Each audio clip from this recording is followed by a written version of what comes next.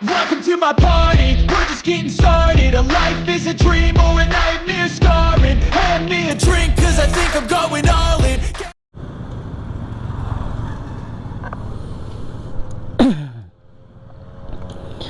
Mic test, hello mic, microphone test. Pasensya na po kayo, medyo pinapausan po tayo ngayon. Hindi ko alam kung anong basa. Medyo maulan na naman po ngayon dito sa Zamboanga City. Kaya ayun, nabasa ako nung isang araw. Kailangan kong umuwi ng may ulan. Kaya eto, medyo pinapausan tayo. Ano yun? Kailangan natin dito sa may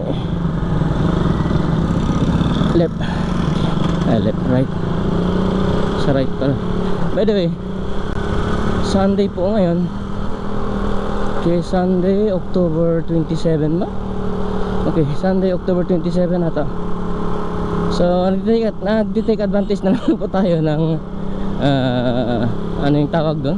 Nag-take advantage tayo ng weather kasi nga ay mga ilang araw. Okay, 2 araw na ata magkasunod. Nagsunod yung sunod-sunod talaga yung bagyo, as in 2 araw may bagyo. Kasi magkasunod talaga yung bagyo. Pagkaalis ng isa, sumunod yung isa, di ba? Kasama na dun si Christine. Ang ganda ng pangalan nila, Christine. Meron pa tayong dati na kapenpal na si Christine Vinyas. Taga ano yan? Marinduque. Taga Marinduque, pero taga Manila nata sila ngayon. Nung high school lang. Naalala ko lang, Maria Christine Vinyas. Pen pal po natin dun sa nung high school. Okay, hindi kasi by the way, sa mga hindi po nakakaalam, okay, kung ano yung pen pal. Well, basically ngayon po ay meron ng text. Noon po meron pong pen pal, di ba? Magpo-post ka ng pangalan mo pati address mo sa isang magazine or sa mga song hits, di ba? Tapos ay may makakita no na magme-message sa'yo or magme-mail talaga, as in mail po talaga, physical mail talaga. Yun pag tatawag na pen pal, diba? Nung time po, mga 90s po yun, okay? 90s, uso po yun kasi nga wala pang text, wala pang cellphone. Wala pa pang cellphone, nung high school ako, wala pang cellphone, okay? Hindi pa uso yung cellphone.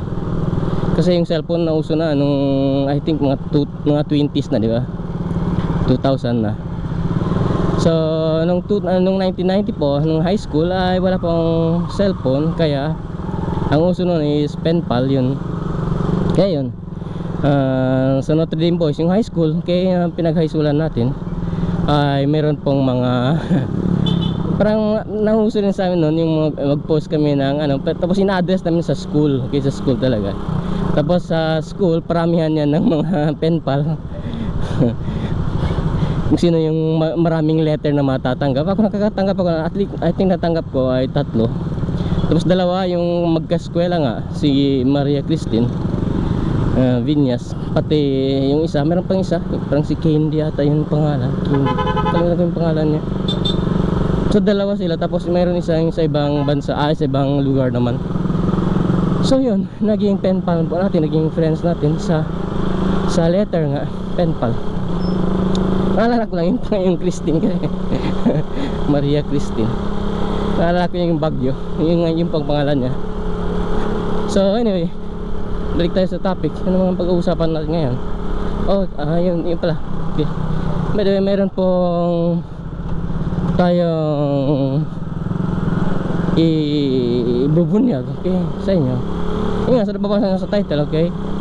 May magbabalik po sa ating buhay na hindi natin inaasahan. Pero ako, honestly, hindi ko rin inaasahan. So, syempre, ganun talaga yung buhay, di ba? May mawawala, may magtatago, may mawawala, at kung minsan bumabalik din ng kusa, di ba? Di ba? Ang ganda ng rhyme.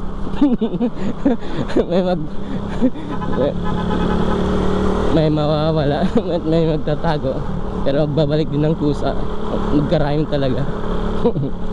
So anyway, yun nga, pagkasabi ko ay babalik nga sa ating buhay na medyo matagal-tagal na rin natin. Siguro hindi naman inaantay. Actually, hindi ko rin inaasahan actually. Kahit ako hindi ko inaasahan. So yun nga, hopefully this month siguro magbabalik siya. This month, hindi ko alam kung saan na siya ngayon. Well, actually, hindi alam ko kung saan siya na ngayon. Okay. Pero yun nga, this month siya magbabalik. Hopefully lang, hopefully. So yun nga, matagal-tagal din ang aming pinagsamahan. Tagal-tagal din. Siguro umabot din ng 2017, 18, 17, I think 17, 18, 2017, 18, 19, 20, 21, 22, 23, 24. So almost 8 years.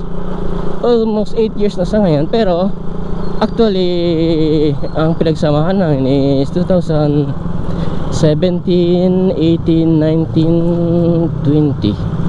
4 years, okay? 4 years din po siyang nawala. Well, actually 4 years ang pinagsamahan namin. Tapos mga 2 years din siyang nawala, di ba? 2 years, as in 2 years talaga. So 2 years bigla siyang nawala. Ay, by the way, bahagi po siya sa ating vlog, okay? Kung isa-search niyo po ang ating vlog noon, bala na kayo, okay, search niyo. Basta sa loob ng aking 200 videos, search niyo doon, kasama siya sa aking vlog. Minsan, okay? Minsan or mga 2-3 atang vlog ko, okay, kasama po siya. Okay, hanapin niyo na kung sino, kung sino yun. Basta kasama po siya, kaya magbabalik po siya this month. Madam, hindi ko alam kung saan tayo pupunta ngayon. So pupunta na lang tayo ng Pueblo. Kasi habang walang ulan, di ba? Walang ulan, maganda yung panahon. Tapos hindi basa yung daan. Okay, anyway, hindi sana matraffic ngayon sa Pueblo. Kasi kung medyo actually nagkaka-traffic lang naman dito sa may simbahan. Yung malapit sa yung malapit sa my church, kaya sa Ateneo, yung church na Ateneo. Kasi marami pong nagsisimba dyan pag Sunday. Speaking of pagsisimba, okay, alam nyo ba na doon lang po nakaranas sa Abu Dhabi, okay? Sa Abu Dhabi, sa UAE, na yung mismong simbahan ay magkatabi lang talaga ng mosque. Nakakatawa.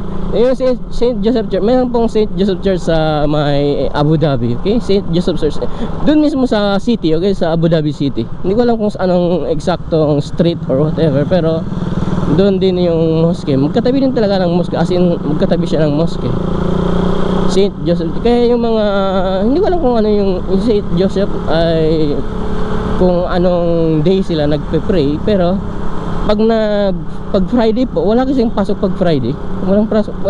Yung Friday po sa Abu Dhabi or sa mga Middle Eastern countries, yun po ang equivalent ng Sunday, okay, yung Friday. Kaya normally wala po yan pasok. Kung halimbawa kami, example kami, kung halimbawa papasok po kami ng Friday, ay understood na po yun, overtime po yun. So wala pong pasok pag Sunday sa Friday sa Abu Dhabi or sa mga Middle Eastern countries, okay? So yung Sunday nila is Friday, okay? Kaya lang, yun nga ang pinagtataka ko, kasi kung halimbawa Friday, marami rin nagsisimba doon sa St. Joseph Church. Pumunta kami sa simbahan, sa mosque, which is magkatabi lang nga ng St. Joseph Church. Yun ang maganda, di ba? Yung mismong mosque magkatabi sa church talaga. So yun, yung mga Pilipino, marami sa mga Pilipino na pumupunta doon Friday. Kaya yun, lumalakwatsa rin kami pag Friday.